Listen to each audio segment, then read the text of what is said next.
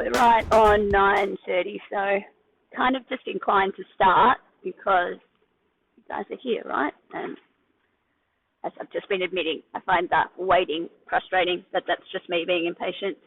So we're going to use Menti again. So I don't think you know how to get in there anyway, but if you want to point yourselves at the QR code, feel free to do that. I'm using a quiz for some of the questions today, so we get a winner. And there might even be a prize. I'm saying that on the recording, and from the point of view of anybody who's listening to this and could have come and is wishing that they had the prize is awesome. It's just big and exciting and expensive, and it might just be really lame if you're in the room. But hey, let's see, you're already in the room. So this week 5, we are talking about criminal law, or in particular criminal law considerations when thinking about AI, big data, and blockchain. Not necessarily, again, some of you might have explored the potential for your technology to be used to perpetrate a crime or to be used fraudulently in some way. So again, that's absolutely fine. My strong recommendation has been to focus in on liability and privacy in particular, basically because we should have completed those a week before your assignment is due. But at the end of the day, it's your adventure. It's the legal considerations that you think are the most important. So you can feel free to use this content as well if you wish. So just to start off with, when we're talking about criminal law, we're basically talking about law that deals with conduct that is considered dangerous or unwelcome to society as a whole. Criminal law is a public law concept where many of the kinds of legal concepts that we'll deal with across this unashamedly commercial law course are private law concepts. So we'll get to contract in a couple of weeks. We'll start in some ways with contract next week because we'll be talking about employment law, and one of the biggest parts of the employment law relationship is the contract between the employer and the employee. But in a private law context, you've really got individuals who are either making a claim that some kind of harm has come to them when another, I'm sorry, I've used the word individual there, but I mean it in that broader legal sense of individuals as in human persons and entities that are legal personalities.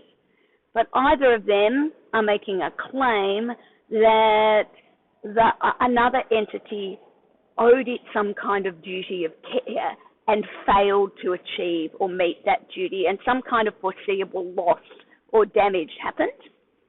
So that's a private relationship between them, even though it has some public law elements. Contract is the absolute private law. That's literally where two parties agree that as between themselves, the rules in relation to a certain matter will be dealt with in the way that their agreement says it will be dealt with. And so disputes relating to contract law are essentially disputes where one party says the other party didn't do what they promised, and sometimes as a defense to that, the other party said, I'd never promised to do it, or if I did promise to do it, I did so in a way that wasn't binding on me in any way. But we'll talk about that in a couple of weeks. But crime is different. So crime is where society as a whole says, you did a bad thing. This is a bad thing. This is something that we want to prevent, punish, either or both of those things. And crime, while many crimes come as a consequence of some kind of moral sense of what is right and wrong, in Australia, a crime is only a crime if there is a piece of legislation that says it's a crime. So we don't have common law crimes as such. There needs to be something that somebody can be charged with in the Crimes Act. So that's what makes crime particularly interesting in the context of emerging or new technologies, is that effectively people find ways to hurt each other that we haven't thought of before, and we don't always have a crime in place. So that's part of what we're thinking. And you might be thinking, well, I'm interested in doing this because I want to be a commercial lawyer. I'm interested in this subject because I want to be an entrepreneur, or I want to work in technology businesses. You might not be interested at all. This might be a compulsory unit for you. But one of the reasons I assume that somebody has said this should be a compulsory course is because you're going to be business people with some sort of technology bent. So if you're not planning to be the legislators, why do you need to think about crimes that don't even exist yet? See, that's a good question. Why do you need to think about that? Do you need to think about it?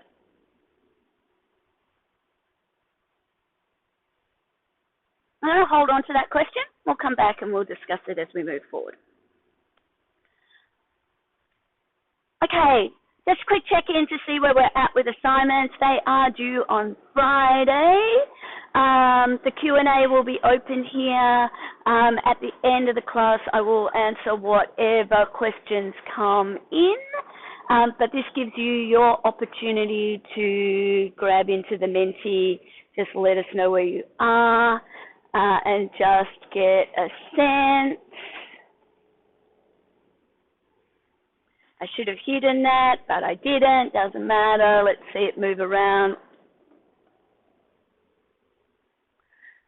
There are 10 of you in the room, so I'll wait till I get at least 5, but don't let that stop you from adding in. Oh, we've got at least 5.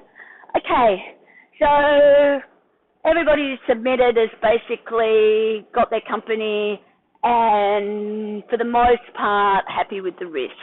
Most part, prioritize the risk. Little bit more than half of you have written it up.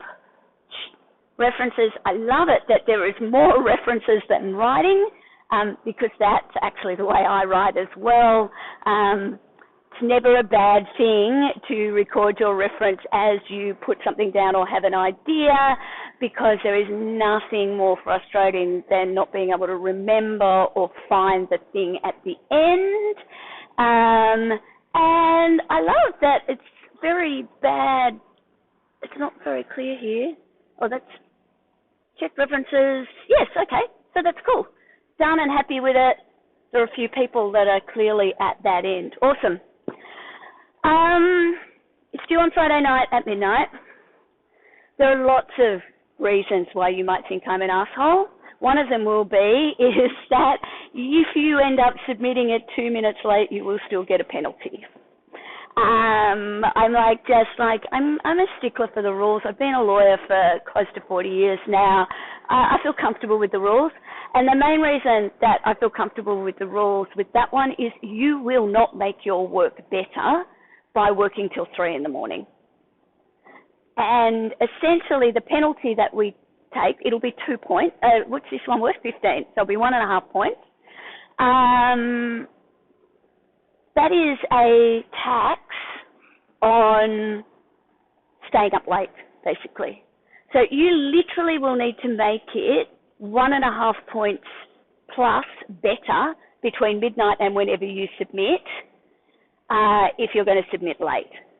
So if you don't get it in by midnight, and like you should, just draw a line under it, dude.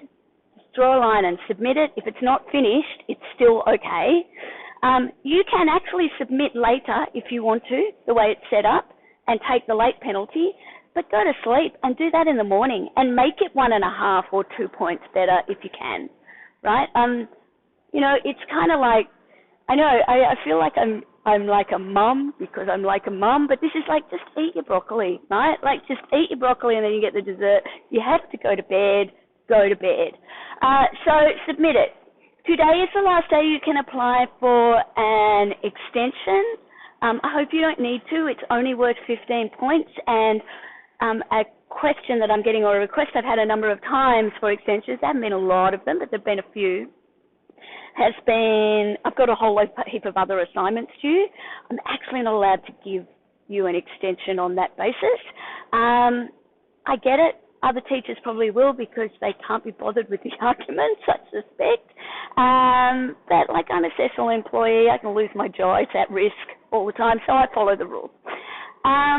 Secondly, actually, again, it's not going to make it any easier for you. Because if you've got a whole heap of assessments due this week, you're going to have a whole heap of assessment 2s due at the same time, and probably assessment 3 due at the same time, right? So it's just going to repeat itself, and part of the job for you is organising your time. The other thing that you should know about me is, particularly if you're asking for more than 2 days, I will need documentary evidence. And if a doctor has said that you could have 1 day off 3 weeks ago, I probably will still say no. If a doctor has said that you could have 1 day off this week, then chances are I'll give you 2 days, but I won't give you 7. Okay, because I want it to be fair. And look, these people who are done, it's not fair to them, all right, because they didn't do something else in order to get this done. And so that's the way I roll. Let's have a look. What's next? Questions, concerns, frustrations about the assignment that we would like to discuss in class publicly. You can throw in your thing directly in there. I've got the Q&A open the whole time as well, so if you think of something while we're talking, feel free to pop it in. But you are welcome to use your voices as well. Any concerns about the assignment?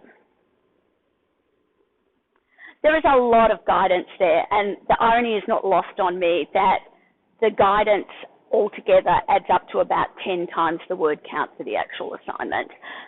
It's just a collection of things that people have asked in the past. Cool. No, we don't need to vote there. Oh, clearly I've got the voting set on. I don't know how I'm using this. Okay, let's get into the content for this week. Let's start with your opinion. Oh, sorry.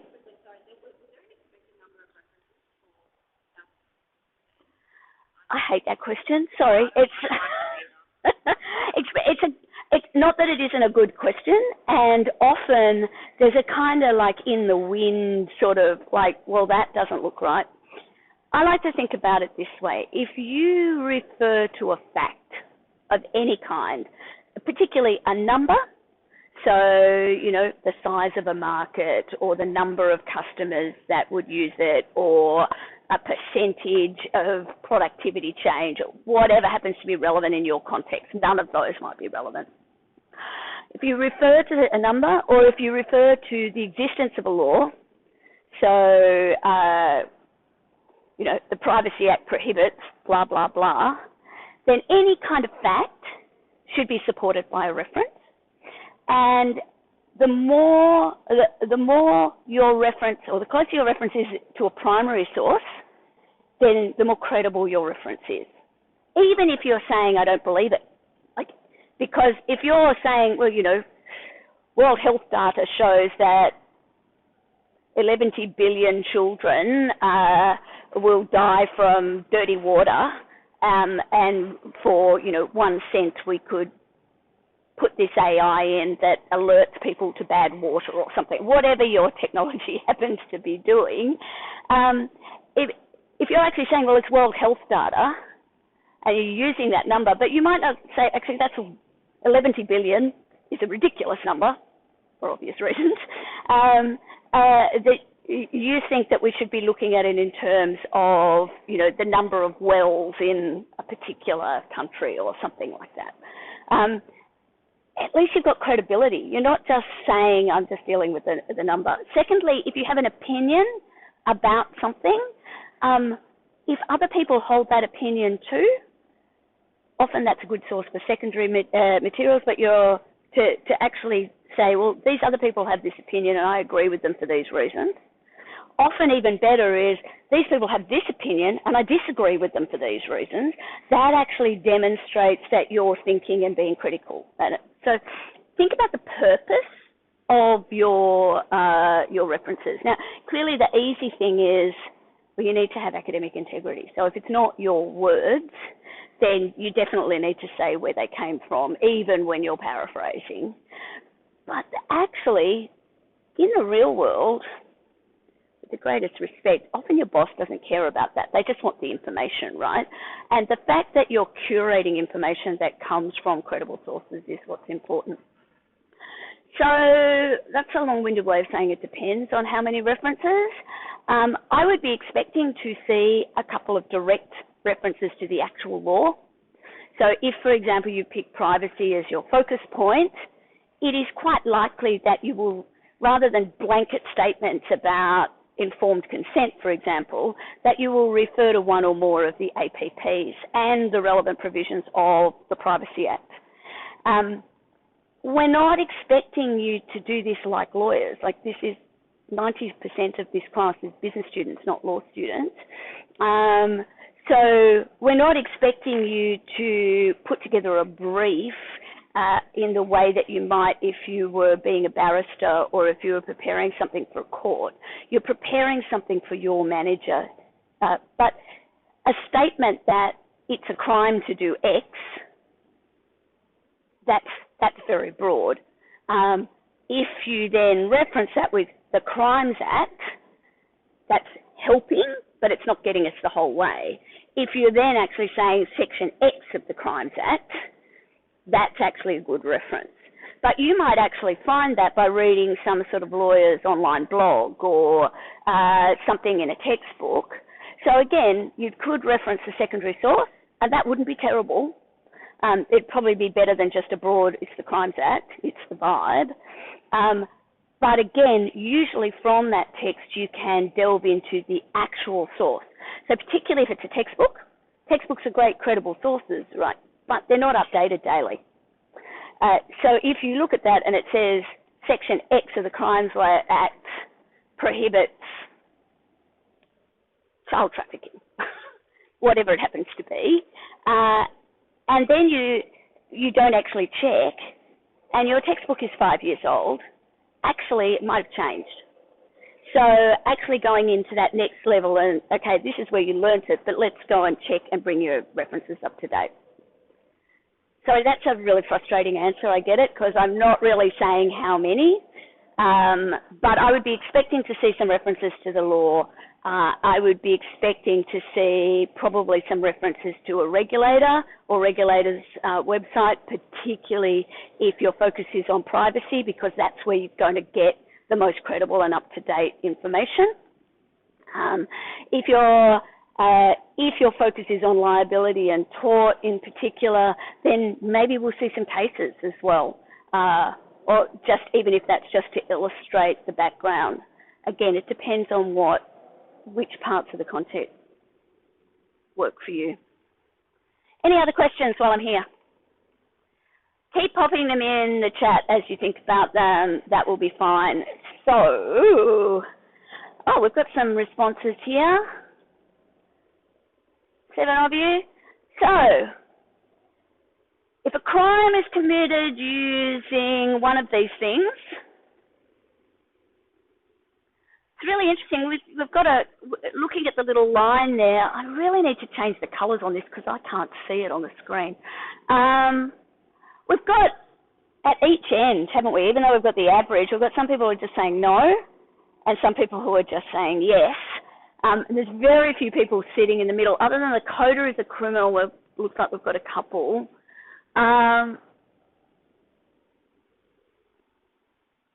The code itself, it looks like we've got 100% agreement that the code can't be a criminal.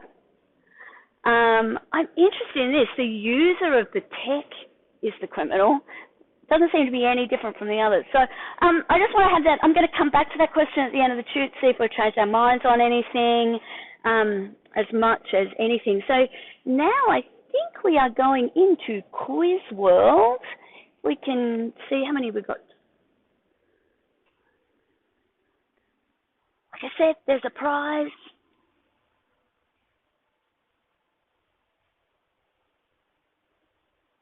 See, we've got 10 of you ready, 5, 10. There's only 12 of you in the room, so let's start.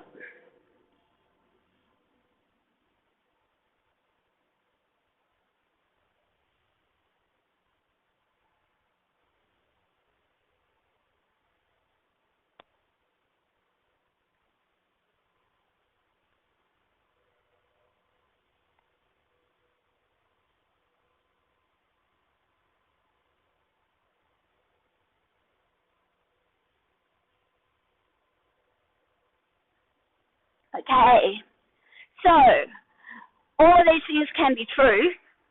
So most of you are there. Criminal liability, one of the ways we can tell it's criminal liability is that we have sanctions imposed. The sanctions are imposed by the state.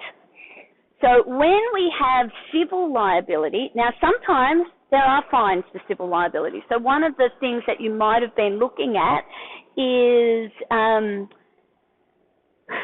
we talked about it very briefly in a previous class, the concept of the prohibition against misleading or deceptive conduct. So some sort of misleading or deceptive conduct that impacts the way that somebody does business. Now, that comes out of the Australian Competition and Consumer Law. It's actually, it's the ACL, the Australian Consumer Law, which is a schedule to the Australian Competition and Consumer Law. And Section 18 basically says thou shalt not in trade or commerce mislead or deceive people. And that gives people a cause of action, which in fact they might take along with them in their civil dispute, so their contract dispute. But they also might complain to the ACCC about it, and the ACCC may in fact impose fines, but they would be civil penalties in that context. But it takes criminal liability in order to get imprisonment, and it takes all crimes are enforced by the government. So the penalties or the sanctions, so sanctions, a broad term that means the punishment. So punishment can be there as some sort of compensation, but a fine or an imprisonment is there usually as some kind of deterrence. So it's a punishment. It's like you did a bad thing, you need to pay back society, but it goes into government coffers. It doesn't necessarily go to the person who was harmed. And part of the process, one of the reasons why we have such big fines in some area is that it is in the interest of business to put the compliance teams together to monitor what the rules are and make sure that they don't fall foul of them, because the consequences of doing so will be so much greater than the gain that they would have got. Because, one of the things that often surprises people is not necessarily a crime. It's actually very rarely a crime to breach your contract.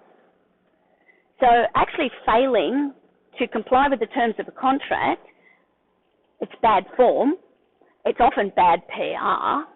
But sometimes it's the best commercial decision that directors can make, particularly taking into account the obligations that they have to their shareholders and to the company as a whole.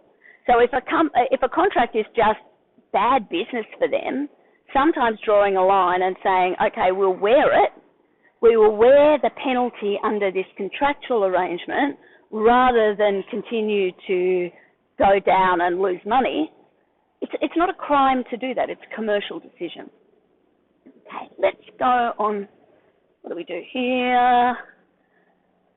Have a look.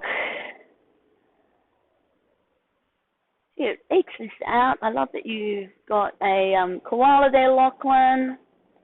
Let's have a look. So, which of the following is primarily focused on resolving disputes? Oh, sorry, I've got the question. I'm reading the question before it's on the board. Are we all ready? Let's actually go. Which of the following is primarily focused on resolving disputes between individuals?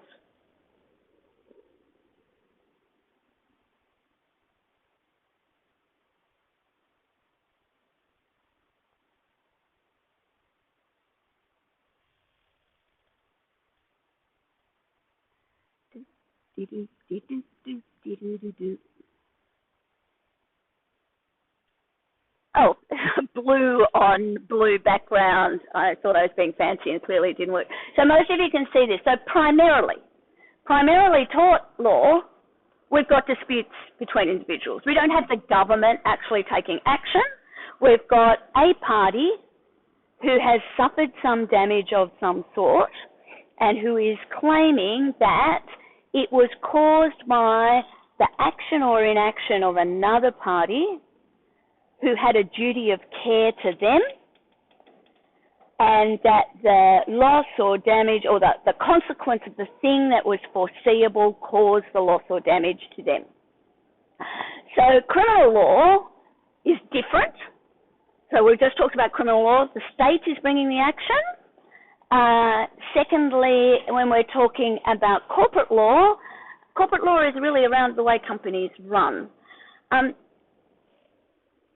If you're studying law, you might think from the kinds of things that you're asked to read and look at that people are in court fighting about things every day.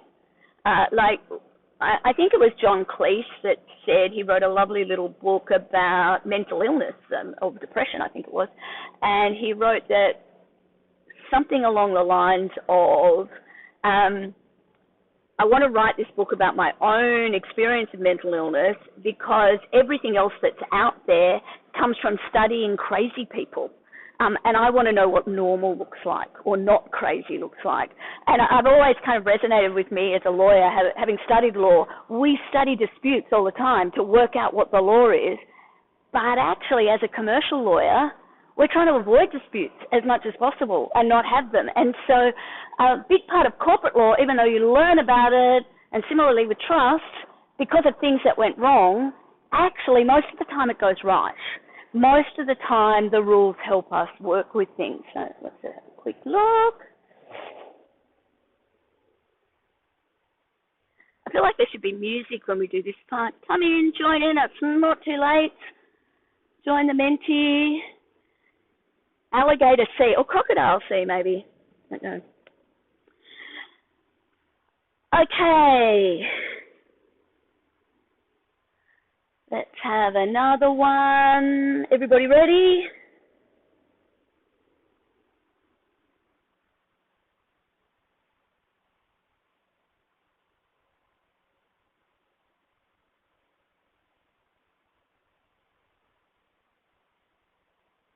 Somebody's been very fast.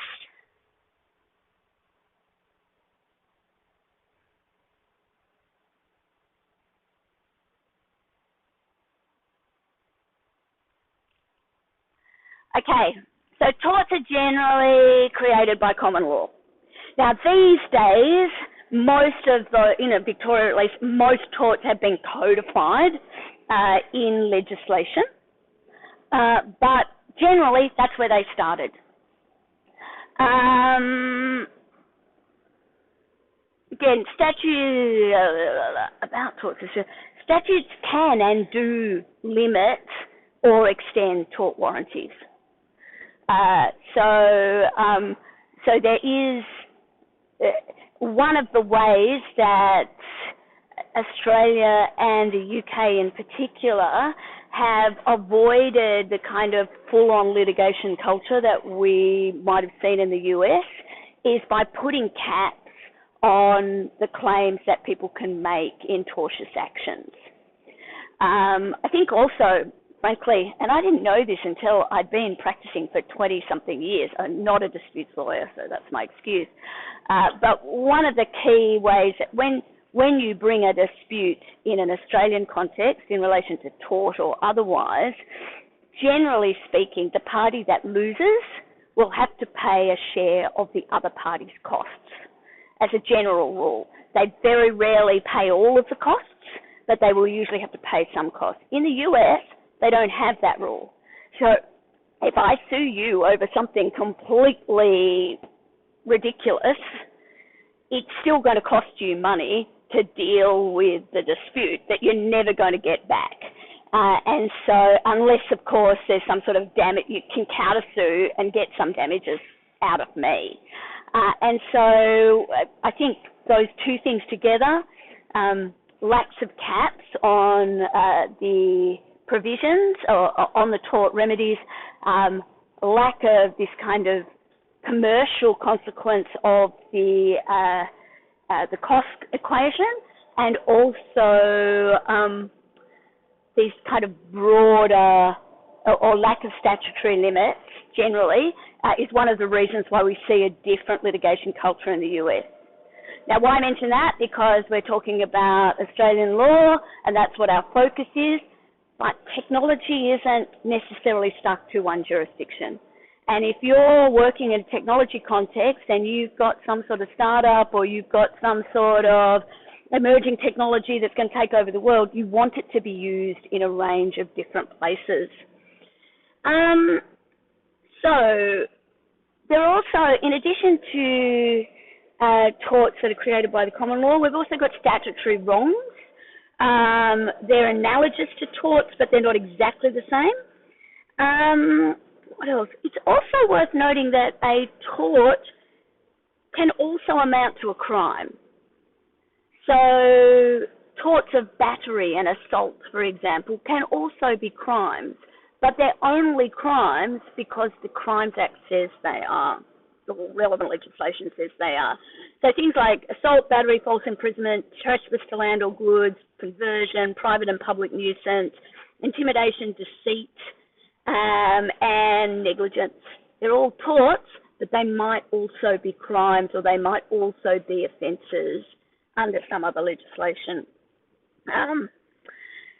Generally, when we're talking about torts, people have a right to legal redress if they can prove on the balance of probabilities that they've been a victim of that tort.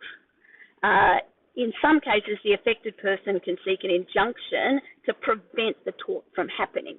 You can't get an injunction to prevent a crime.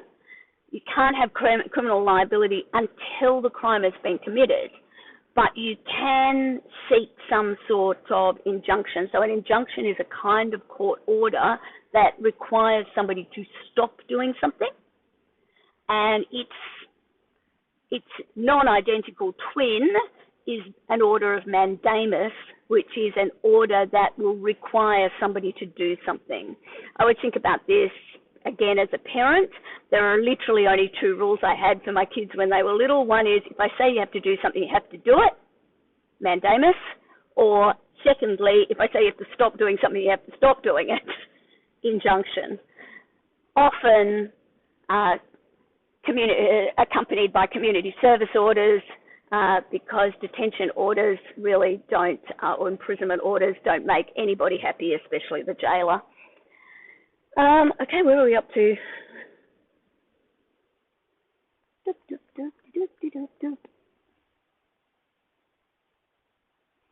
Bit of a oh, Tara, nice work. Okay.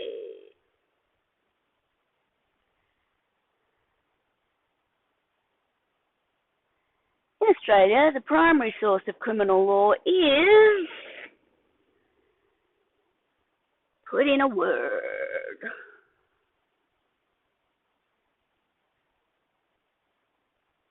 Now, I've not used this type of question before, so I feel like I've given it as many different options for the correct version of the word as possible, but let's just see what it says yes or no to.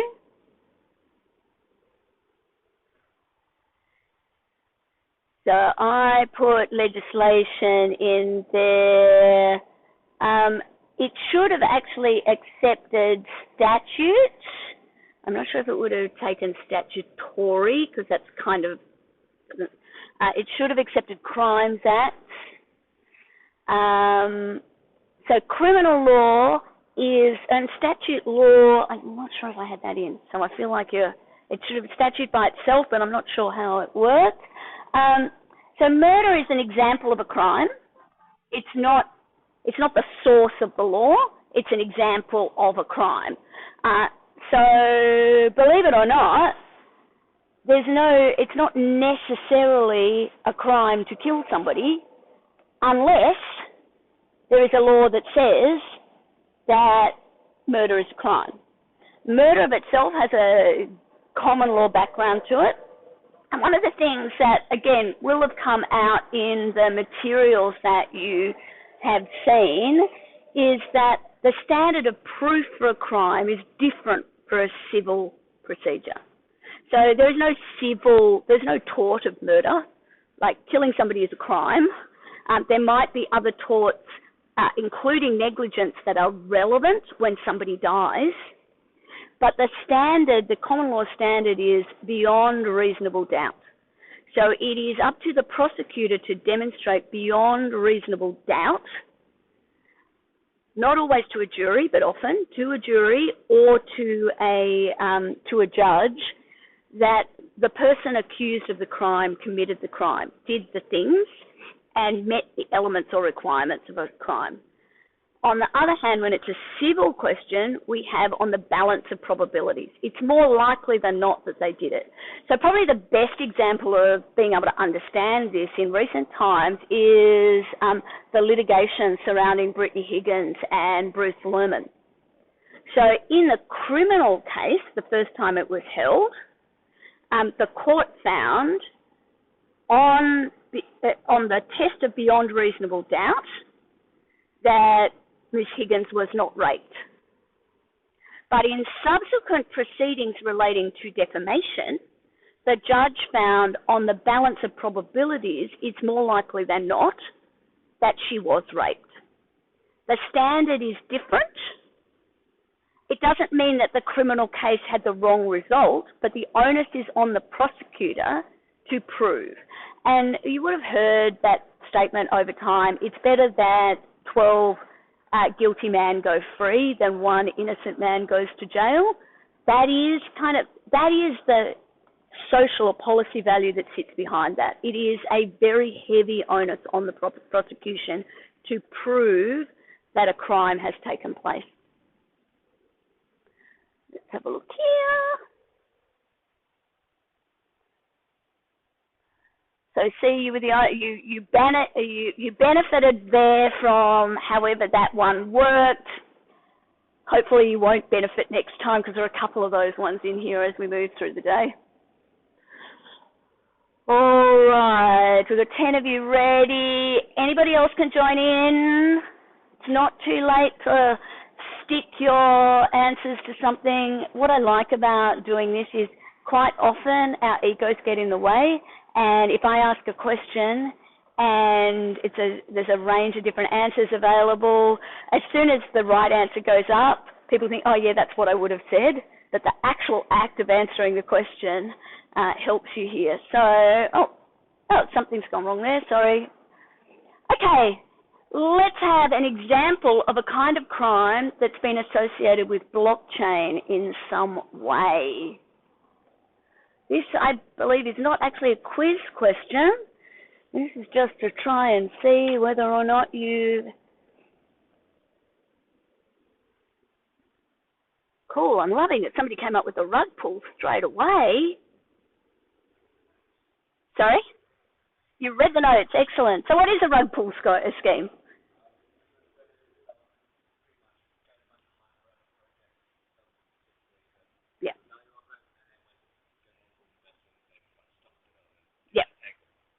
So blockchain, a lot of those have been associated with the cryptocurrencies, with initial coin offerings in particular, the use of some sort of cryptocurrency. So rug pull is just a type of cryptocurrency scam, but they're not exclusive to that, right? People learned how to do it way back in the days of the tulip, basically.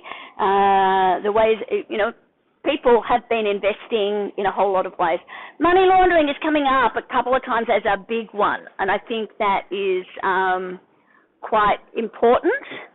So anybody, and this is possibly more relevant to the next assignment. I know you don't want to think about that one until this one's done, and we'll talk a lot about the next assignment next week before you go on a week's leave and everybody has a little break, because we'll just make sure that we're well placed to get started on it if you want to be. But part of the second assignment is you're going to have to consider what the risks are if the company you work for decides to either make payments or receive payments using cryptocurrency. And CTF, so counterterrorism and fraud, what is it, CTF? Counterterrorism financing and money laundering are significant issues where even when you are not involved in them, if you are not following the compliance requirements to ensure that your services or your payment platform aren't being used for those purposes, can have significant issues. I think this one's really interesting. I was surprised I didn't see more versions of this one. The dark web is one of the reasons why people are very skeptical about crypto, right? It is being quite clear that crypto and the blockchain have been used to finance all sorts of things, and the combination of blockchain technologies and the dark web being used for significant and heinous crimes on an international level. So child pornography, illicit movement of weapons, illicit use or transfer of drugs. There's a whole lot of stuff that's happening there. That one of the articles is actually a link from the Canvas, but there is an article that I think is really good on the dark web, what it is, how it works, what the issues are. There is sort of an element like, we all know how to Google, but the dark web doesn't feel like it's sort of something that has anything to do with us. And I actually think that article should be compulsory reading, because chances are that you know somebody who's spending time on the dark web. Maybe you are there yourself in some way. And actually there are many freedoms that come with that. That's what the internet was built for, right? It was built for connectivity and freedom. But if you don't know anything about it, you can't recognize it when it happens. Okay, let's see what else there is here. Okay, what about a crime that's been associated with AI or big data in some way?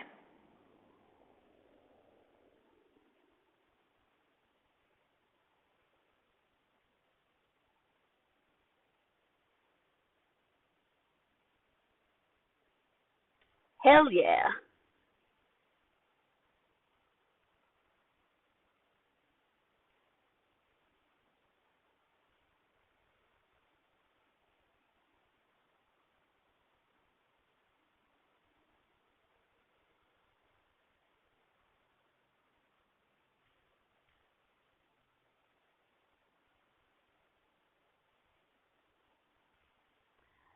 Denial of service, so hacking, but the use of technologies to bring businesses down and to stop them. So seeking those vulnerabilities and slowing things down. AI voice copying, I'm so interested in this. I just feel like that is that kind of deep fake technology, both with voice but with images. I find it both fascinating, but also I'm really interested in it from a liability point of view, because I don't think we really understand what the consequences of that are. So this week I didn't do a standard lecture, which is why I'm making sure we get into some of the points here. Instead, I've just got a conversation with Nicole Shackleton, who basically looks at intimacy technologies. Sorry.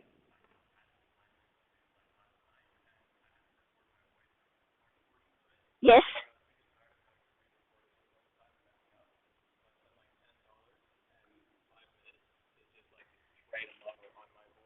That is awesome. So that's really interesting. So, no names, just in case. So what's the academic integrity consequence of that? Do you actually have to, have you cited the use of that tool? No, but it's just like a voiceover. So I know some people use like just free voiceover tools. Mm-hmm. So you are allowed to use an automated voiceover tool? A bunch of other people just had like a free text to speech kind of thing. But I'd already recorded some portions where my face isn't in stuff. But then for the voiceover, I decided to just like...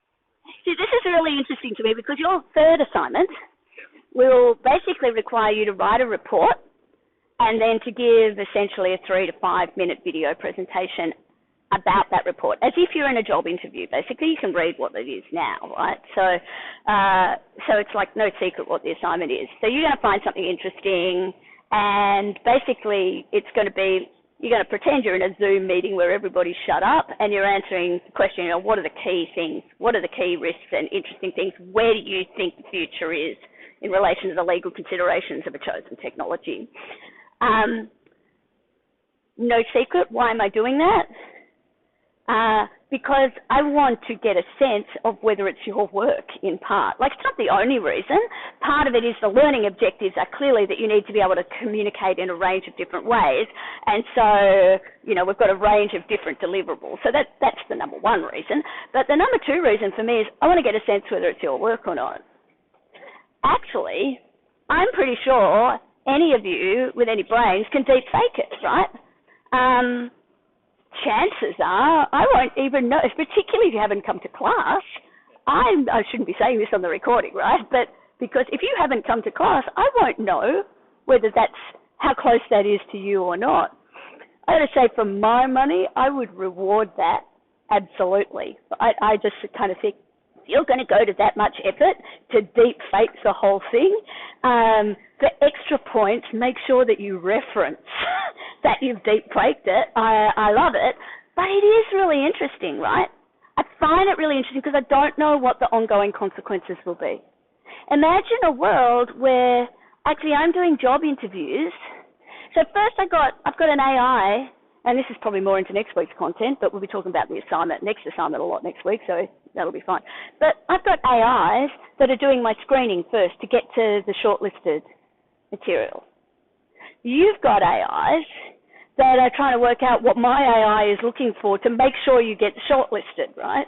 Then my first screening interview I'm going to do over some sort of technology, and you're going to do it using some sort of technology as well, right? I might not even go to the interview. I might send my AI to talk to your AI. Like, what does this actually mean? And what does it mean for the way that we communicate with each other and the kind of damage that has been done? I mentioned in the interview that I did with Nicole, some research that I've seen that says that, so let's say somebody makes, the weirdest, most unpleasant, that uses deepfake technology to make a pornography video about me, involving me as the main character. It's violent and disgusting in every way. Don't think about the worst thing you can think about, but it's that. That gets leaked to this class, and all of you see it. The heading on it, every time, even while you're looking at it, it says in bold letters, this has been made using deep fake technology. I come to class and I say, you know, that wasn't me. I didn't consent to it. I wasn't involved in it, but that was definitely deep fake. And it's clear it's deep fake. Research shows that your opinion of me would change nonetheless. Whatever opinion, as low as it might be already, your opinion of me would go down. And again, because we don't know each other well, it would probably stay down. So, and so one of the victims of these kinds of attacks is Taylor Swift. Now, the fans have got behind her, right, and supported her through this, but effectively, deepfake technology has been used to impact the way people feel about her, her reputation. And what's the ongoing damage of that? It turns out that the research also suggests, and I don't think that because for ethical reasons there hasn't been a huge sample size on this kind of research, that when you see deepfake of yourself doing something, whether it's pornography, violence, or doing something that you don't approve of, talking up Donald Trump, for example, your opinion of yourself goes down.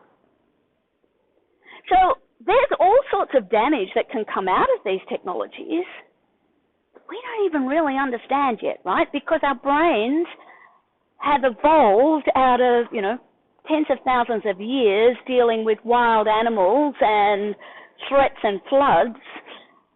they haven't evolved yet anyway to deal with this kind of technology. So I think that that's really, really interesting. There's lots of things that can happen.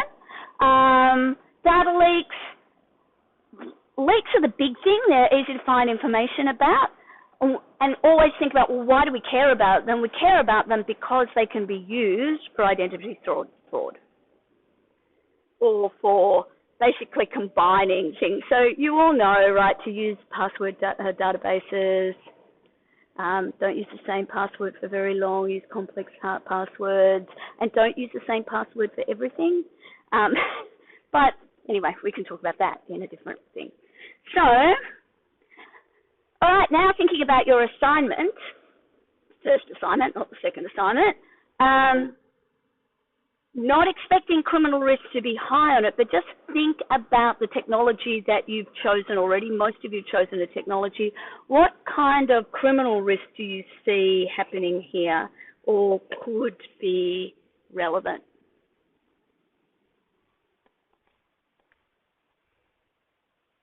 And then we might have a little bit of a break before we go into the second half. Well, actually, I might do one more before we.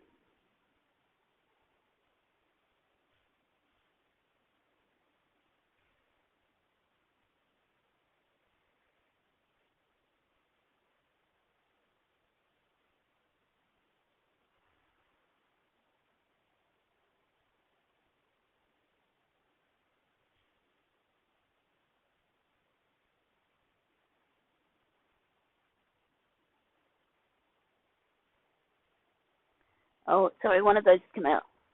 Tarnishing training data, phishing attacks. So, sorry, there's a white one in here that's really hard to read. Tarnishing training data.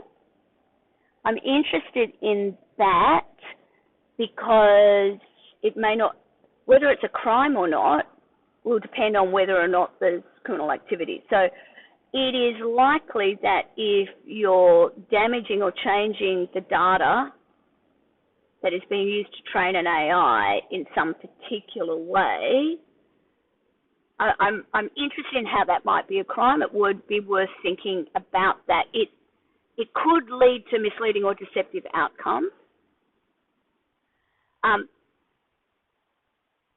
It depends on a range of different issues, what it is that you're actually doing. So I need to know more about that.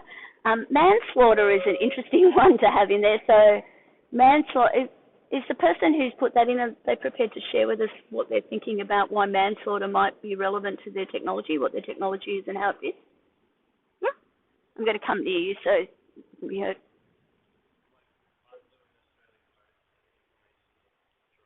Okay, Australia Post and using drones for delivery. And like if a drone is balanced somewhere. Yep. Most likely, it's probably if a drone on purpose killed somebody, but that's where we've got the murder kind of. So manslaughter is a general rule. I'm so not a dispute lawyer. I'll probably get this wrong, but manslaughter is essentially taking a risk in a way that could result to death and does in fact result in death. So it doesn't necessarily mean that you intended to cause that death, but you've taken a risk in some way. So what would be really interesting there is who would be guilty of the crime of manslaughter in a situation where a drone has hit somebody. So if there's a whole lot of ways that could happen, right? It could just be freak accident. Could be something like high winds or whatever, and the drone gets pushed out of the sky and its AI can't rectify it and hits somebody and kills them. We could have a situation where Australia Post gets hacked and its drones go crazy and are used to seek out the Prime Minister and, I don't know, stick stamps all over his face until he can no longer breathe in some freak, weird accident. There's so many different ways that it could happen. So the question of who would be liable there and whether it would be a crime or whether it would be a civil claim. So does somebody go to jail for it?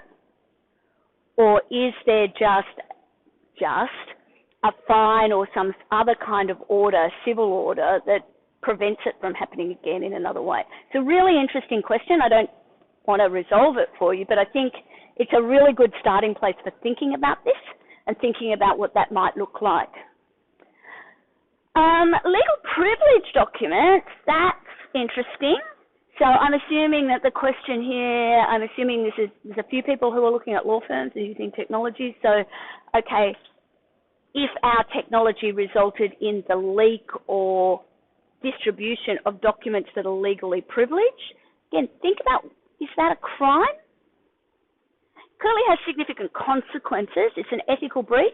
It is likely to be a breach of the ASCR, the Australian Solicitors Conduct Rules, and the uniform law in relation to, these are things that the lawyers will need to think about. It's likely a breach of those things, but would it be a crime?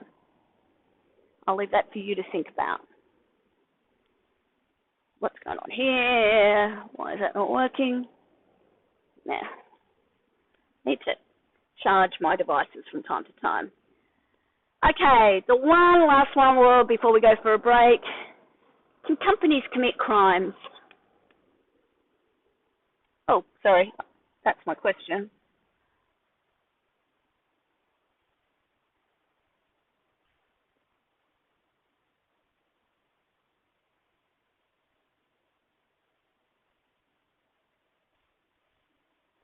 People are quick on this one.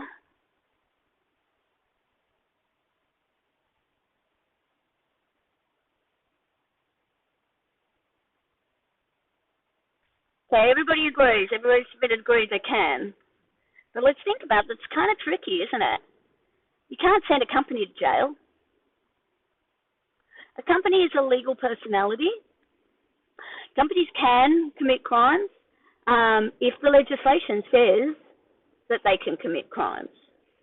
The act of a company committing a crime and providing that as a crime is part of the concept of lifting the veil, a concept that we'll talk about a bit more when we get to sort of the principles of company law and how they're affected. Have a little look at this. I am going to suggest that we just take a 5-minute break. Is that enough for you? I've got quite a bit of content to get through today. 5-minute break, stretch your legs, have a wander around. I'm not going to stop the recording because I failed to re-record last time, so I had to do it again in the second class. But yeah, stretch your legs, walk around, say hello to somebody you haven't said hello to yet, and we'll be back in 5 minutes. So that will be roughly 10:32. I'll just put my timer on.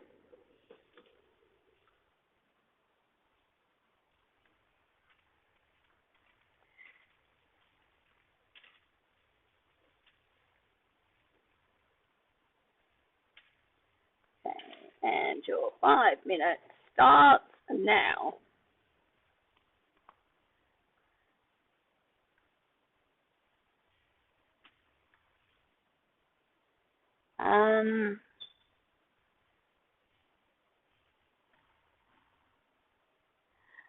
Whoever's question this is, could you just pop in another question because I'm not sure what you mean by CC. So Canvas classroom, Canvas content, maybe. Again, I would probably not use Canvas as a source unless you can't find anything else, because the Canvas itself, particularly this one, of which I am very proud, each of the weeks has a great big fat long reference list for all of the materials, so that will help you find the references that you need.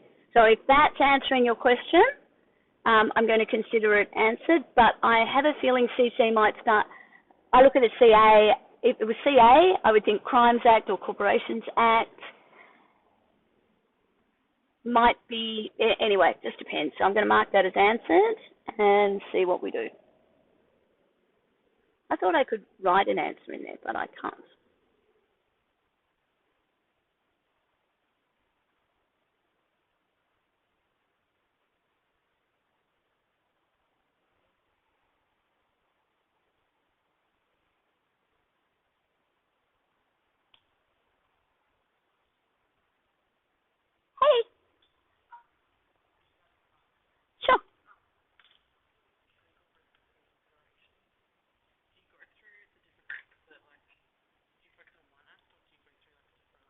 Okay, again, without reading what you're doing, which I'm not going to do before you do it, it depends on what you're doing.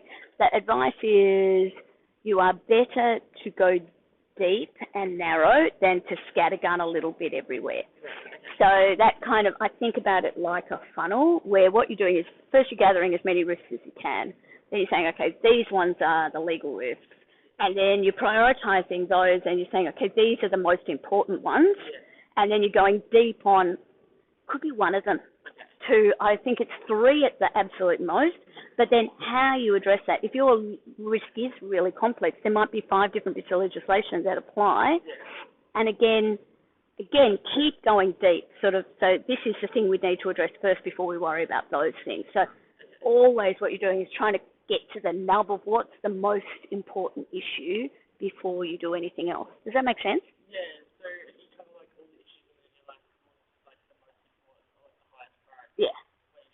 Yeah, and it might be, you know, like the question might, I'm just trying to think of something that, okay, like say you've got an AI that makes ice cream and essentially there are 10 different risks and one of the legal risks is, do I have a permit to use the refrigerator?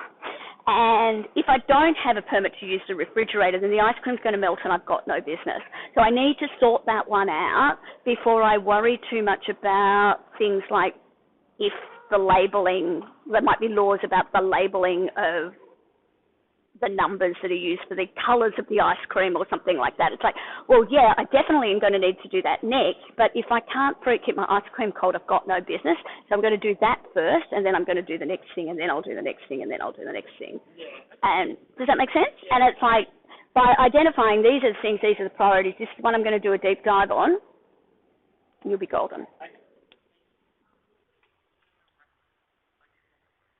I talked about that a little bit earlier, but short answer is everything, like there is no particular number. That doesn't work, but if you've got a statement of fact, including what a law is, or any kind of number, I want ideally a primary source reference for that.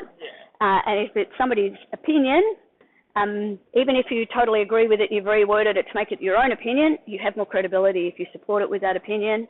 And if you've got an opinion that's different from somebody else's, your opinion has significantly more credibility if you address directly that other person's opinion. So I would be expecting for most of them to see a couple of references to the law and a couple of references, depending on what so if your focus has been on privacy, it'd be pretty strange to not see a couple of references to things coming out of the Office of the Australian Information Commissioner. But so that would be the guidance stuff, but the actual primary stuff is the Act and the APPs. You get to choose whether you're using Harvard or you're using AGLC 4. I don't care which one you use, just pick one and use it consistently. And I would strongly recommend that you don't use this subject to learn a new referencing style, because just use the one you most often use. Okay. Dismiss. All right, well, back to it. That was 5 minutes, believe it or not. Let me just, how do I get rid of that? That one there was gone. All right, we're going to use a quick kind of much shorter hypothetical than the one we did last week. So we've got a blockchain company. It develops a technology that can be used for money laundering. And it uses AI technologies to find potential users. Take my word for it, money laundering is a crime. Who should be held most responsible? So this is a ranking question. I want to know, in that particular scenario, who should be most responsible? Before we get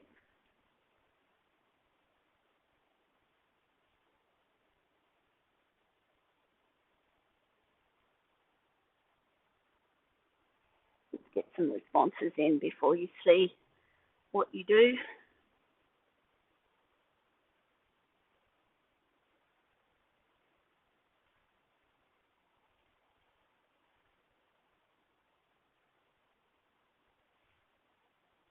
like using Menti or these kind of things over a PowerPoint? Good to know. That's kind of I like it better because I kind of get a sense of where I need to go faster and where I need to go slower. But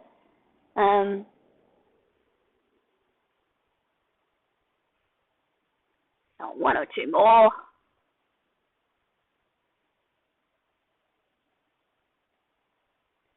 See if I can get to 10 before I show you.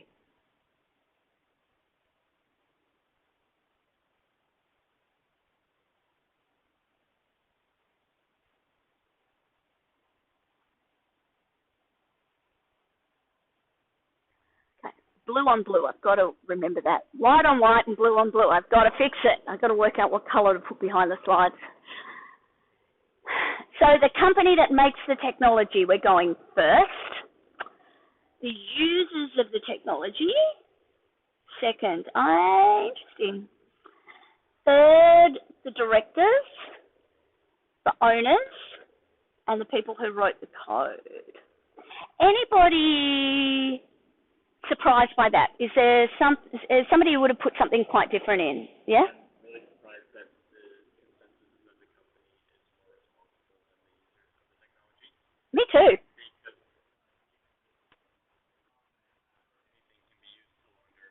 anything can be used to launder money, but that doesn't mean that Combank is directly responsible for all the money laundering.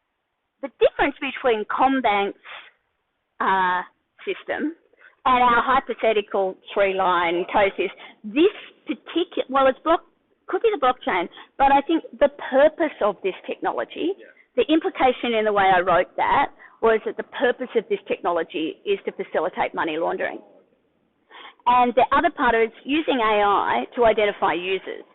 So, I mean, just the way AI is used to identify me on social media and that I like shoes as opposed to handbags, I'm assuming it's a three-line hypothetical, right? But it's basically using AI to purposefully identify people who might want money laundering technology, right? And we're seeing AI being used, particularly in a social media context, to identify young men who might be open to being radicalized, either by the Christian right or, by other groups. So that's the company. But we've got humans who are involved. So it's interesting to me that the highest level in the human section is the users. So they're committing a crime. We agree that they're committing a crime. And we're ranking it. And I think if people have a choice, it's like, maybe if I was giving you, another way I could have done this is you've got 100 points, and maybe that would be an interesting way to look at it. I just haven't used that one before. People might have put these two as equal as opposed to ranking them and pushed it down. But I'm interested that we've got the humans here. So the directors are the decision makers. The owners are the investors. And the people who write the code are likely to be the worker bees. They're likely to be the employees. So I find this kind of interesting too, that actually we can't send a company to jail. And I do wonder, the gut feel is often that the people are the ones who are most responsible. So we'll get to that when we're looking at companies as well, this idea of the veil. But again, I haven't used the word crime in my question. Like, who should be responsible? So what's another reason why, if at a broad sense of responsibility, we might want to put the company up high?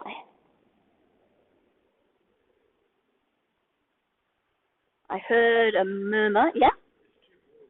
It's too broad? So that would be a reason for putting it down lower, wouldn't it?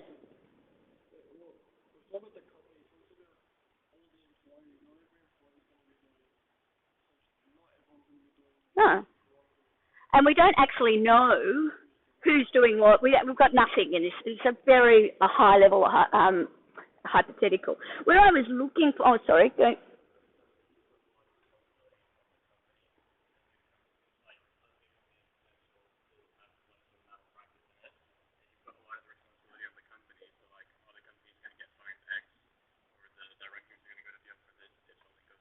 that they're more likely to make sure that they're running clean. And often that's what criminal law is about.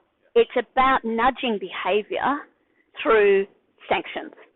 And the more heavy the sanction, the more incentive there is. It's kind of, it's basically economics. The more incentive there is for the company to invest in making sure that it's not actually trying to commit a crime.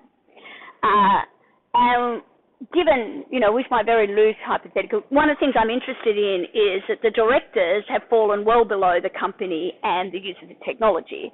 Because I'm thinking if directors are setting up a company, setting up a vehicle for the purpose of shielding themselves from liability, actually we want the law to say absolutely the opposite, right? And I mean, this has been one of the conundrums for dealing with organised crime for a very long time.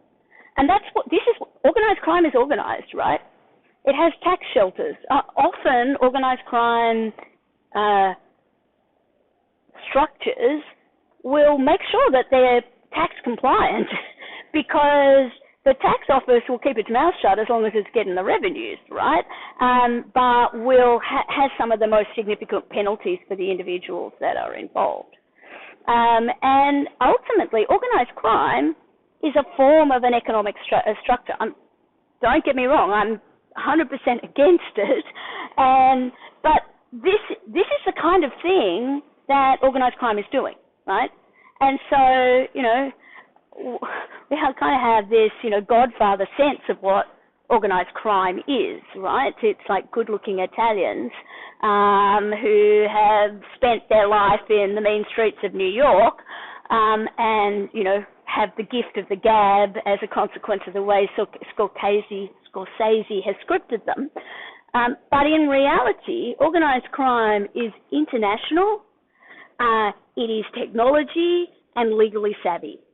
And it is looking at this. So, from a responsibility point of view, I actually think the directors, maybe the ultimate owners in this kind of context would be an area where we lift the veil. Depends on so many different parts of the circumstance. But again, this is opinion, right? There is no right or wrong opinion. So, if you were trying to, is this a crucial? I can't remember. This is an open-ended one. That particular scenario, if we were trying to work out whether the company, the directors, the employees, or the customers, the end users, were responsible, criminally liable, not responsible, I've used criminally, what would we need to do? Where will we need to go? Feel free to chat amongst the people at your table and just put one up for the table if you want to.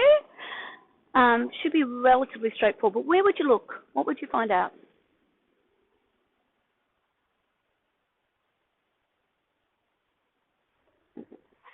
To that H responses.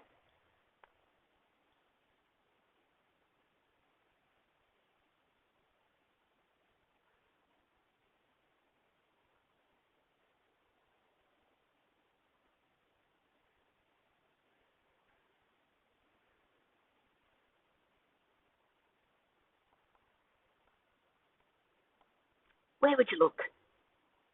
You know.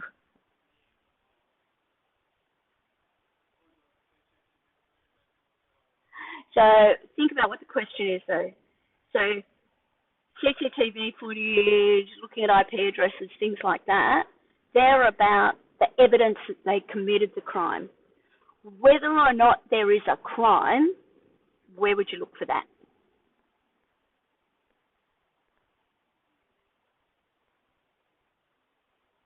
Pop it in if you think that's what it is, but I think you can think better than that.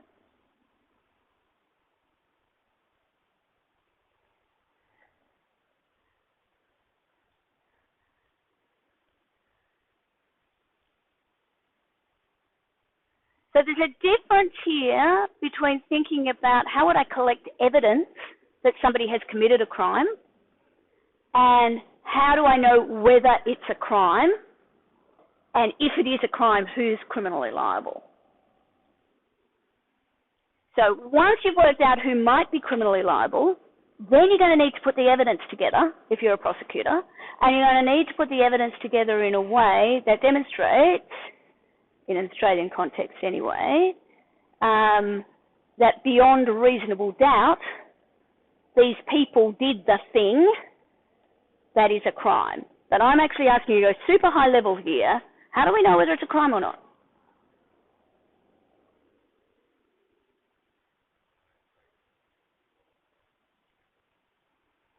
Probably. Let's have a look and see if there's anything in here.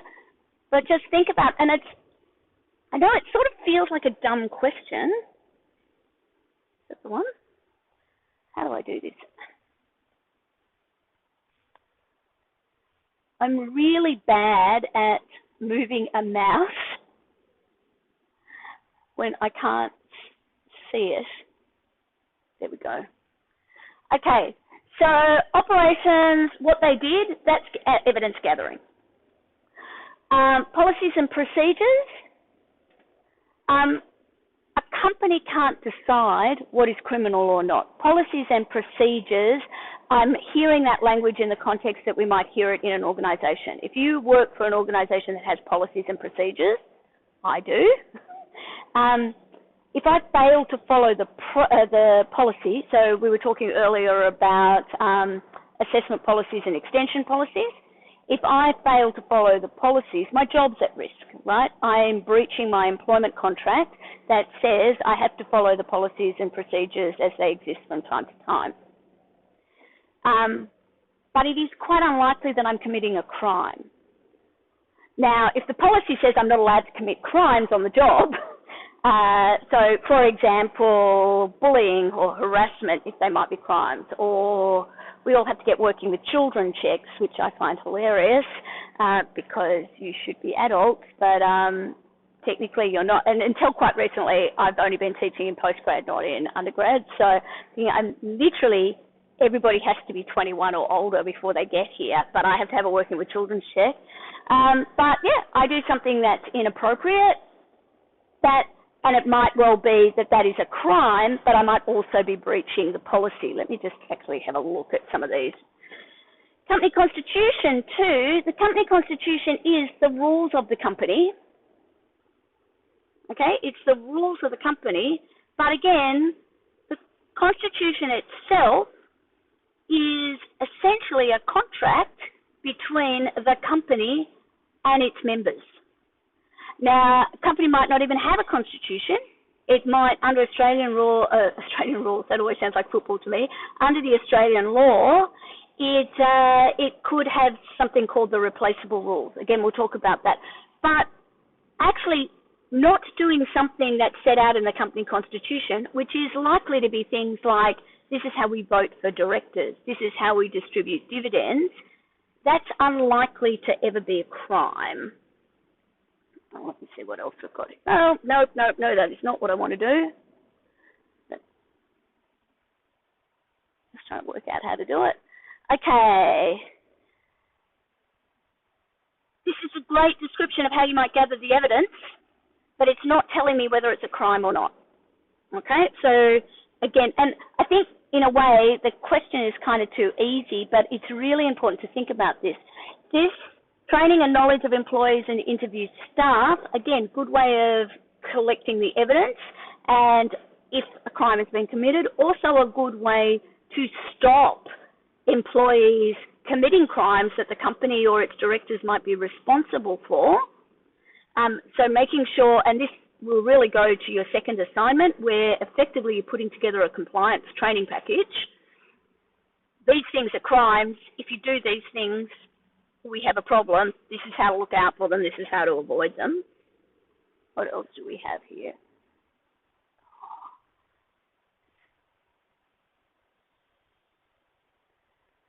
Audit and paper trails, similar to the others. Policies and procedures we've spoken about there.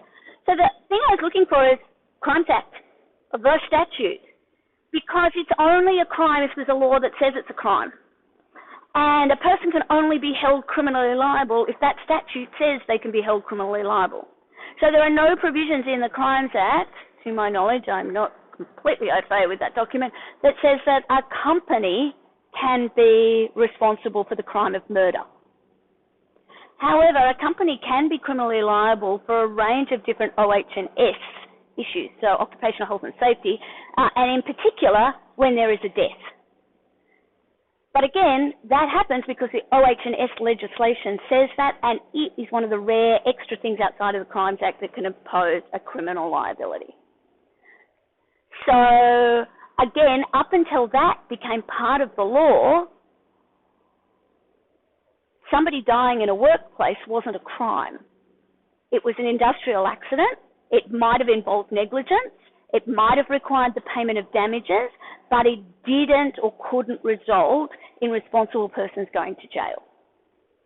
So again, before we even start, and the reason I'm surprised the lawyers didn't get in there, that often the lawyers find trickiness in questions and they go to things that are a little bit, often go a bit deeper rather than staying at that high level. But again, as business people, one of the first questions you're asking yourself with any new piece of technology, frankly, any new business operation or unit is, what are the rules? What are the permits? What are the rules that govern this kind of activity, if they exist? And if they exist, which ones could result in fines or penalties? And who would have to pay those fines or penalties? Or, worst case, if there's a crime involved, go to jail? Is it the employees on the ground? Is it the directors? Is it the company separately? Understanding that will help you develop the plan that you have. Similarly, if somebody's coming to the lawyers and saying,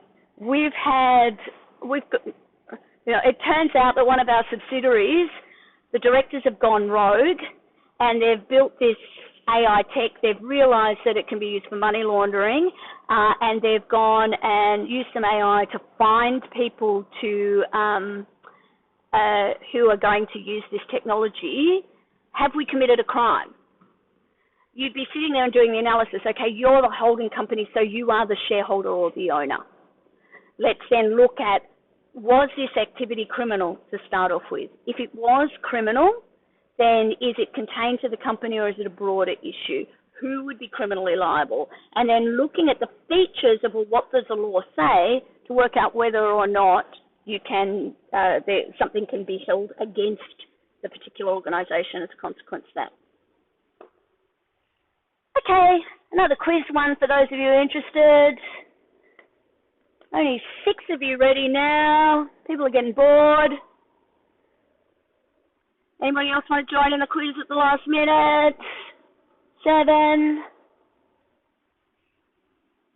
9. We had 10 before. Let's see if we go.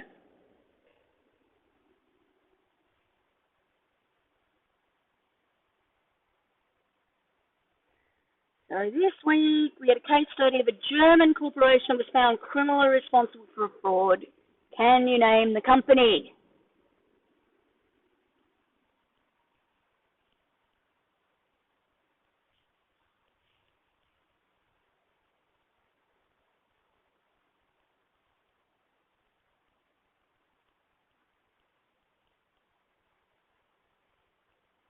I think the short answer to that is no, by the looks of the number of responses. Let's see. Correct answer is Volkswagen. Oh, somebody's given more information than they needed to and stuffed it as a consequence. Sorry about that. But Volkswagen are I should have probably put some alternative spellings in there. So I think the Volkswagen case study is really worth having a look at, because at one level I can see ways that AI would do what the Volkswagen executives did quite regularly. So if we're not thinking about the consequences when we give a black box instructions that we want a particular outcome, manipulating the data could be quite problematic. Let's see, somebody suffers here.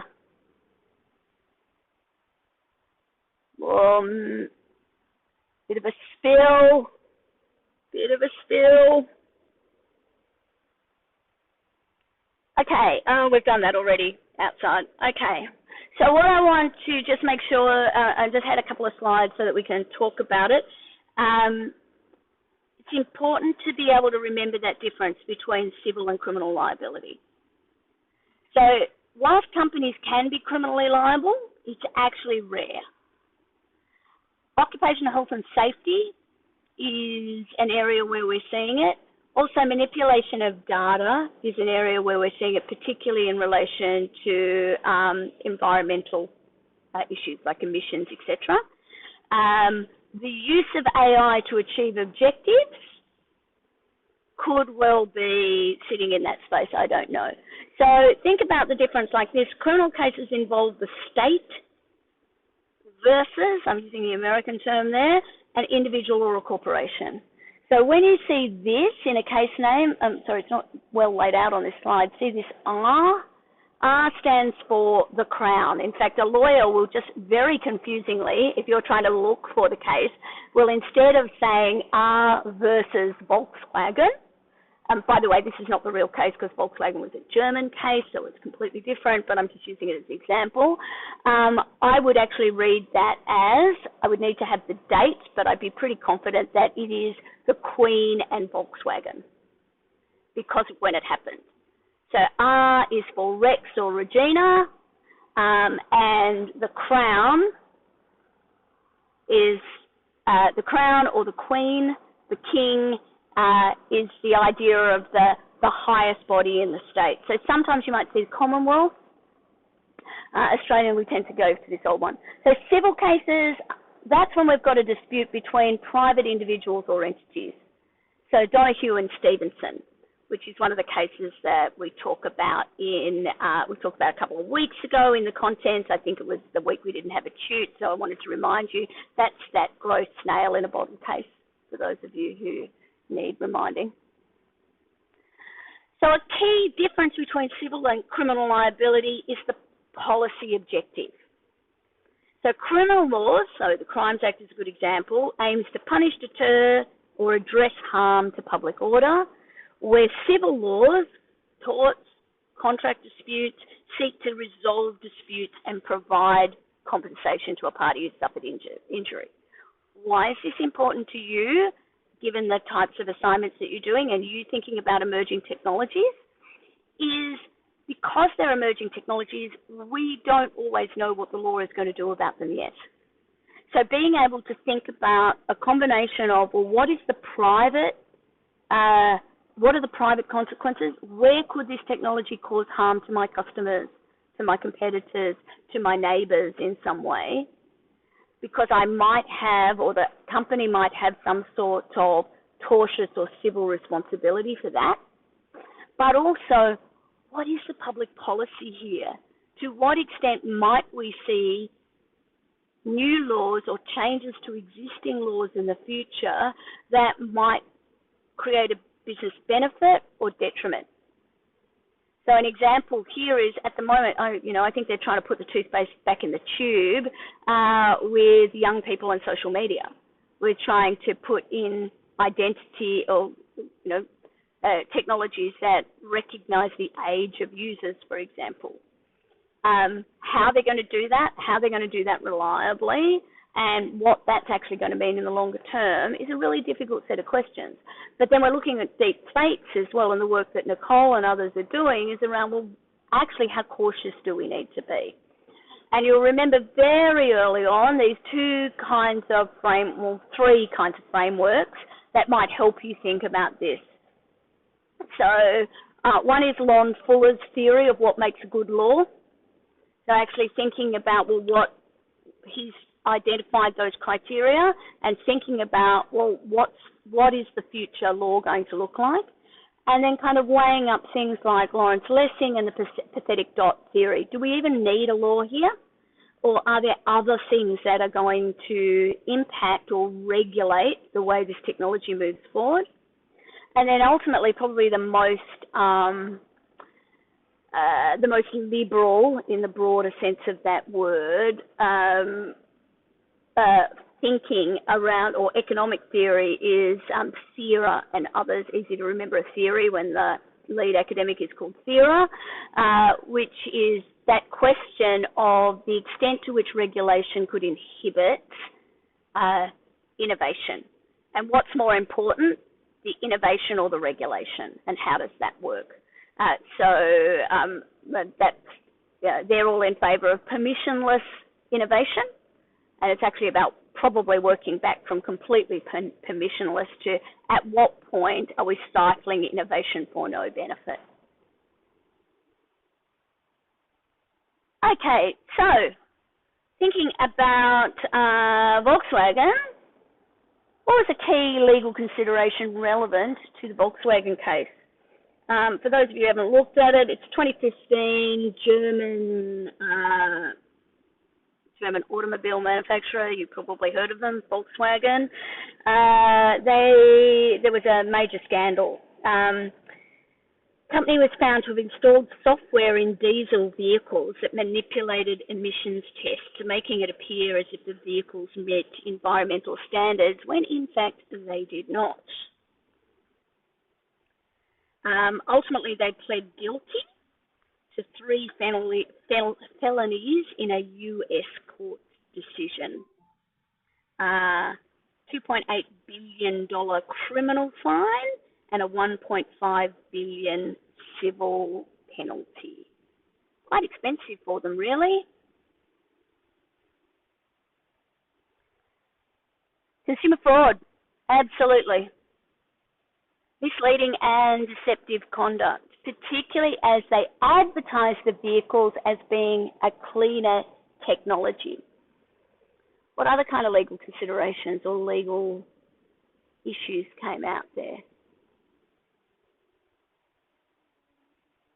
Environmental fraud, absolutely. So basically any kind of vehicle, pretty much everywhere in the world to my knowledge, there are laws that require meeting particular safety and environmental standards.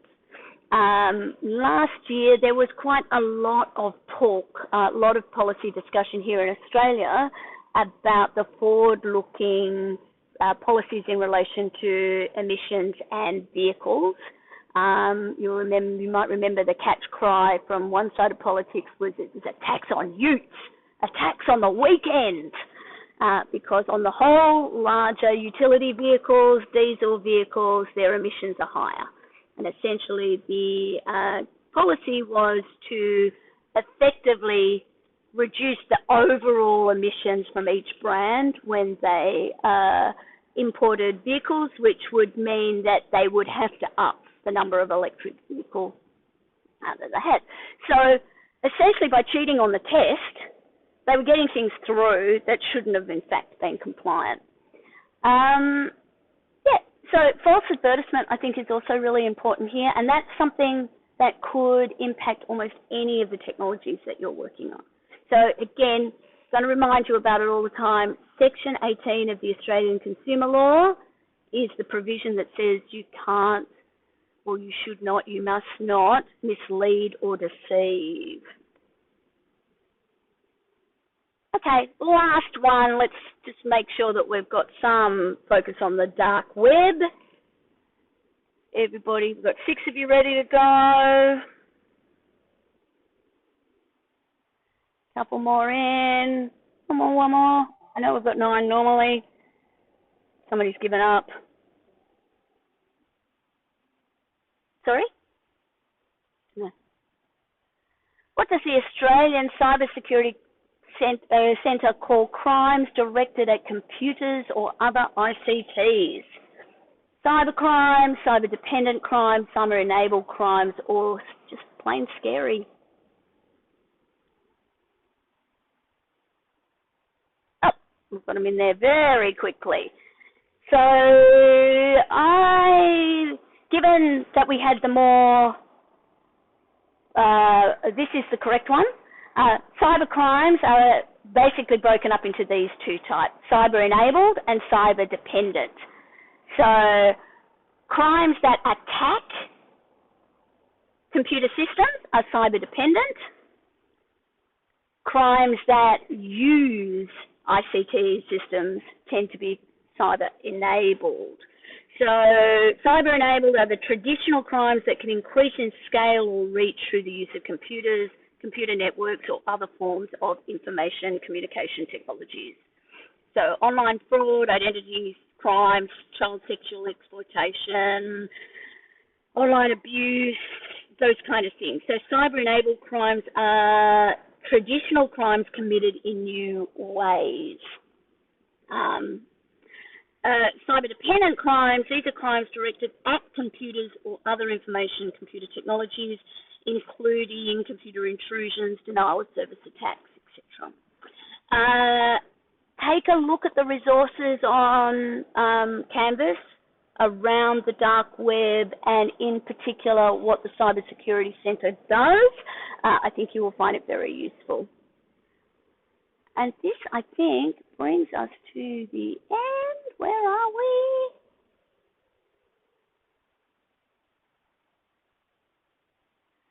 I don't know who C is, but I have, oh, there you are. You're awesome. For the purposes of recording, I am giving you a massive prize here. Everybody should be cheering. It's such an excellent prize. And then later I'll let you put your hand into my box of weird stickers and you can choose one for your computer if you wish. Let's move on. Thank you. Actually, we're not going to do that right now because I want to just look at a particular case study and we'll come back to that. I just want to make sure we don't run out of time. My apologies. Actually, I've got to make sure that the sound comes out not through my headphones here. There we go. That should work. Some of you will have already seen this on Canvas, but I want to have a conversation with you that we've all seen it. So let's watch this little video.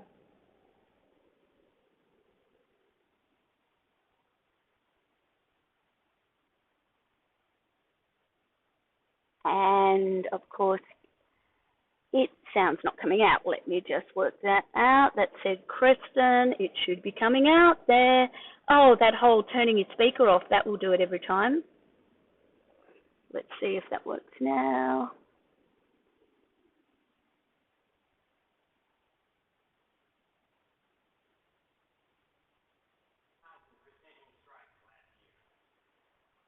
Oh, sorry. Let's start again.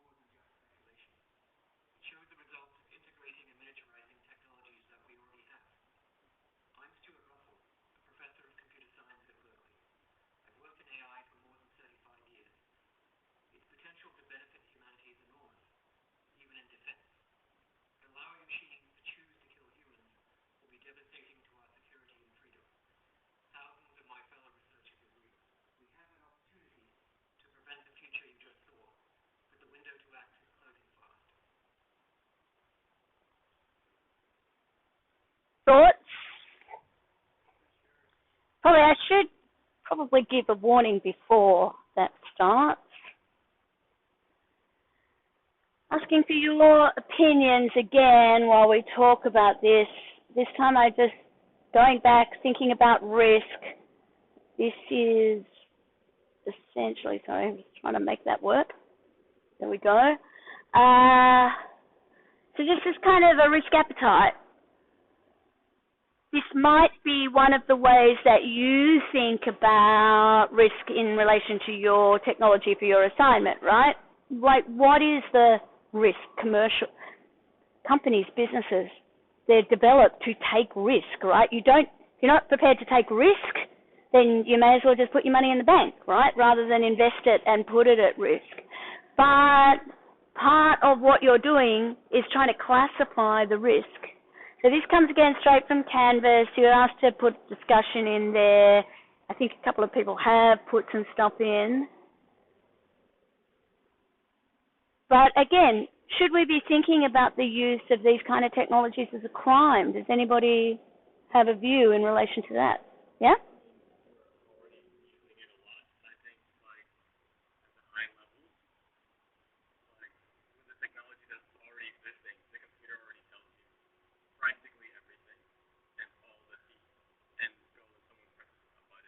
Yeah.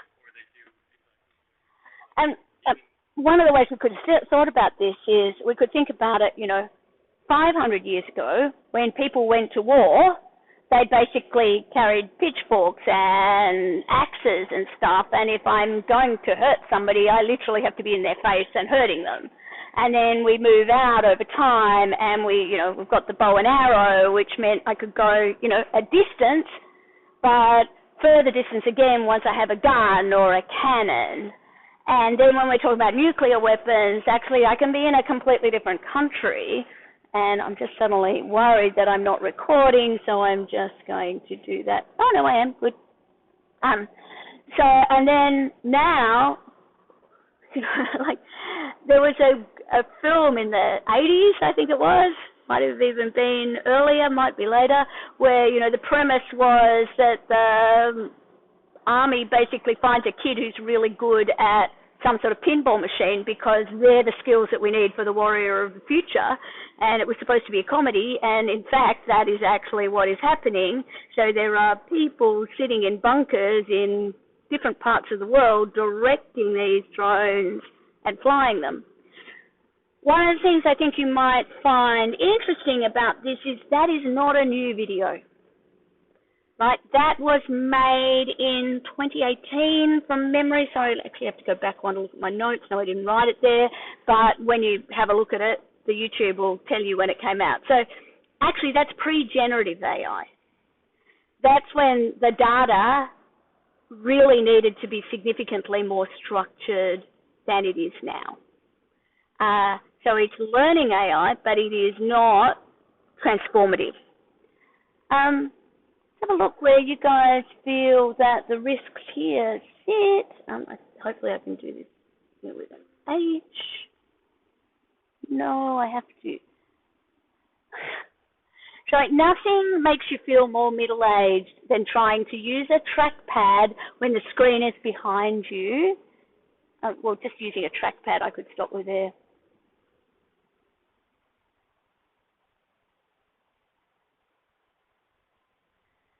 So we've got a range of different views. We've got at least one person who thinks this is an opportunity seeking. Actually, this is about let's take this risk because the rewards are worth it, right through to the majority. The majority are in the very low or the zero consequence. But the reality of our world is this is what's happening now. And if we look at what's happening in the Middle East at the moment, where we've got this sort of completely different field of war where there is so much that is happening in that particular space, I can actually see an argument for, well, if you really want to go and get the bad guys, Hamas, actually if you could trigger them and go for the exact one and not get anybody else, that'd be a good thing. I say it out loud because I can see the argument. I'm not sure that I actually agree with that, and it's certainly not appropriate for us to have that kind of discussion in this room. But the thing is, these technologies do require a huge amount of trust as a decision to who the good or the bad guy is. So I feel like I interrupted you. You're about to say something.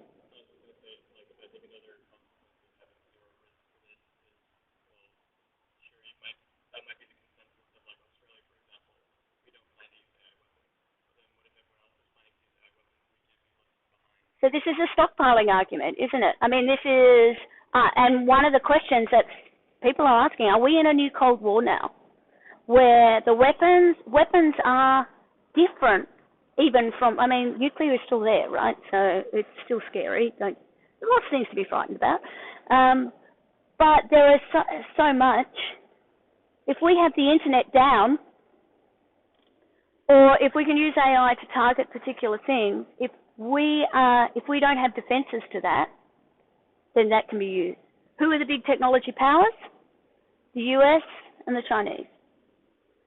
Right? Nobody else is in the same ballpark at the moment. So what do? Again, not directly criminal, but on an international scale. The other kinds of issues that come up here is that jurisdictional question that came up at the very beginning. It's like these are, as the professor says at the end, these are not new technologies and they're all available. So as one of the guys in the middle says, who could do this? Well, anybody could. And if we're not aware of them, we're not thinking about them, and we're not thinking about how we regulate and control and monitor, then somebody is going to. So that's a bit depressing to end on, but I think we've got people gathering outside, and I'm almost at the 5-minute mark.